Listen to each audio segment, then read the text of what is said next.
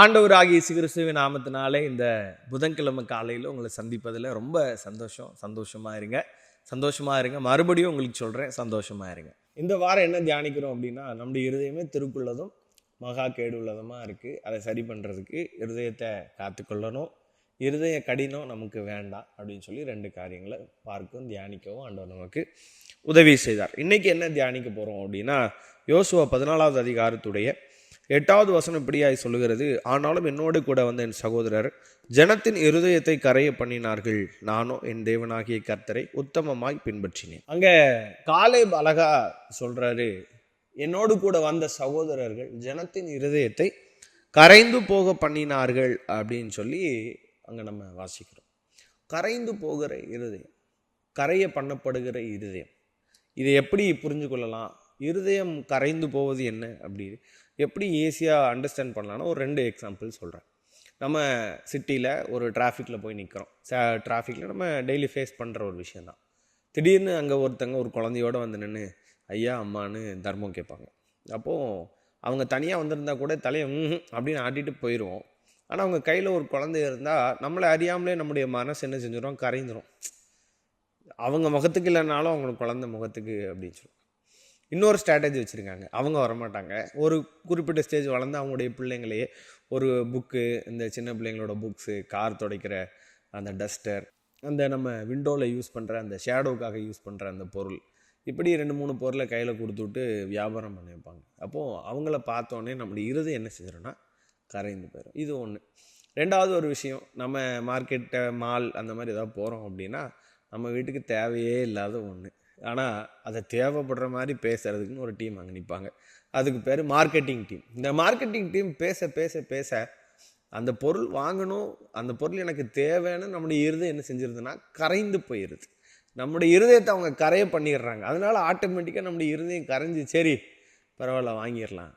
நேற்று பார்த்தோம், இருதய கடினமான இருதயம் அதுவும் இருக்கக்கூடாது, கரைந்து போகிற இருதயமும் இருக்கக்கூடாது. ஸ்டேபிளாக இருக்கணும். எல்லா சூழ்நிலையிலையும் மனரம்யமாக இருக்க கற்றுக்கொண்டேன், அப்படித்தான் பைபிள் சொல்லுது.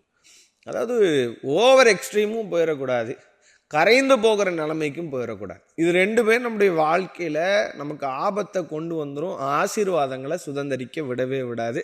ஆசீர்வாதத்தை நம்ம பார்க்கவே மாட்டோம். அதான் யோபுடைய வாழ்க்கையில் பார்த்தீங்கன்னா, யோபுடைய இருதயத்தை கரைய பண்ணது யார் அப்படின்னா அவனுடைய சொந்த மனைவியே சொல்கிறார். தேவனை தூசித்து ஜீவனை விட்டுறியா, எதுக்கியா உயிரோடு இருக்க, இப்படிப்பட்ட தேவனை நீ ஆராதிக்கணுமான்னு கரைய பண்ண ட்ரை பண்ணாங்க. ஆனால் யோபுடைய இருதயம் என்ன செய்யலைன்னா கரையவே இல்லை, ஆண்டவரை உத்தமமாய் பற்றி கொண்டான். அவ சொன்னா, அங்கே ஒன்று மனைவியை பார்த்து அழகா சொல்றாரு, தேவனிடத்திலிருந்து நன்மையை பற்றி நாம தீமையை பெற வேண்டாமோ, பைத்தியக்காரி பேசுகிறது போல பேசுறியே. இவன் அவங்க மனசை கரைய வைக்கிறான். அப்போ நம்முடைய இருதயம் கல்லாமல் இருக்கக்கூடாது, கரைய போகிற ஸ்டேட்லையுமே இருக்கக்கூடாது. அப்போ கரைந்து போகிற இருதயம் எப்படிப்பட்ட இருதயமா இருக்கும் அப்படின்னா, நம்முடைய ஆண்டவருடைய ஆசீர்வாதங்களை, ஆண்டவருக்கு நமக்கு முன்னாடி வைத்திருக்கிற இந்த கானான் தேசத்தை சுதந்திரிக்க விடவே விடாது. இஸ்ரவேல் ஜனங்க அங்கே கானான் தேசத்தை சுதந்திரிக்காம போனதுக்கு காரணம் என்னன்னா, அவங்க இருதயத்தை கரைந்து போயிடுச்சு. அவங்களுடைய சகோதரர் காலேப் கூட போன 10 பேர் போயிட்டு வந்ததில் 2 பேர் தான் சொல்கிறாங்க, அந்த தேசம் நல்ல தேசம், ஆண்டவர் நமக்கு பிரியமாக இருந்தால் அதை நமக்கு தந்துருவார் அப்படிலாம் சொல்கிறாங்க. ஆனால் 10 பேர் துர்ச்செய்தி பரப்புகிறாங்க. அவங்களுடைய கண்களுக்கு முன்பாக நாங்கள் வெட்டுக்கிளிகளை போல இருந்தோம் அப்படியெல்லாம் சொன்ன உடனே இஸ்ரவேல் ஜனம் என்ன செஞ்சிட்டுனா இருதயம் கரைந்து அவிசுவாசமாக மாறிட்டு, இப்போ ஆண்டவர் உடனே சொல்கிறாரு, 20 வயசுக்கு மேற்பட்ட ஒருத்தரும் கானான் தேசத்துக்குள்ள பிரவேசிப்பது, எல்லாருடைய பிரேதங்களும் விழ பண்ணிட்டார்.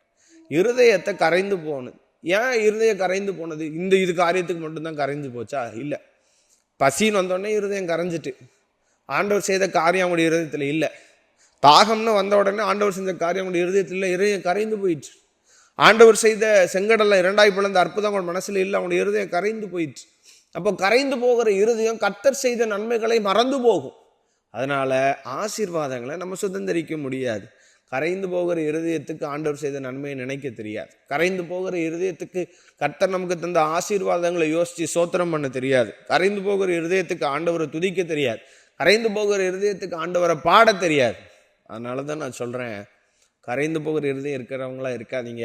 அங்கே காலேப் அழகா சொல்கிறாரு, நானோ என் தேவனாகிய கர்த்தரை உத்தமமாய் பின்பற்றினேன் அப்படின்னு சொல்றாரு. உத்தமமாய் நடக்கிறவனுக்கு அவர் நன்மையை வழங்காதிரார் அப்படின்னு வசனம் சொல்லு. அப்போ கரைந்து போகிற இருதயம் உடையவங்க உத்தமமாக நடக்க முடியாது. துன்மார்க்கத்துக்கு நேராக தள்ளப்பட்டுருவாங்க, பாவத்துக்கு நேராக ஈஸியாக வழுவி போயிடுவாங்க, உலகத்துக்கு நேராக ஈஸியாக வழுவி போயிடுவாங்க, உலகம் ஆசை காட்டும்போது ஈஸியாக ஓடிடுவாங்க. இப்போ கரைந்து போகிற இருதயத்தை மாற்றி அதை ஒரு ஸ்டேபிளான ஒரு இதுக்கு கொண்டு வாங்க. இருதயம் ஸ்டேபிள் இல்லாமல் இருந்துச்சுன்னா இன்னைக்கு இருதயத்தை ஸ்டேபிளாக மாற்றிடுங்க. கரைந்து போகிற இருதயம் இருக்கிறோம் அப்படின்னா அதை இன்னைக்கு தேவ சம்பந்தம் ஆண்டவரே என் இருதயம் இப்படி சின்ன சின்ன காரியங்களுக்கெல்லாம் கரைந்து போகுது, சின்ன சின்ன இந்த உலகம் காட்டுகிற ஆசாபாசங்களை பார்த்து என் இருதயம் கரைஞ்சிருது ஆண்டவரே, எந்த பாவங்களெல்லாம் பார்த்து என் இருதயம் கரைந்து போகுது, இதெல்லாம் எனக்கு வேண்டாம் அப்படின்னு சொல்லி யோசிப்ப மாதிரி என் தேவனுக்கு விரோதமான பாவம் செய்வது எப்படி? இருதயத்தை கரைய பண்ணவே முடியலை. போத்திபாருடைய மனைவியால் யோசிப்புடைய இருதயத்தை கரைய பண்ண முடியலை. அப்படி தாங்க வாழணும். அதுதான் பரிசுத்த ஜீவன். இருதயத்தை அப்படி மாற்றுங்க. ஆண்டவருக்கு உங்களை ஆசீர்வதிக்க போகிறார். God bless you.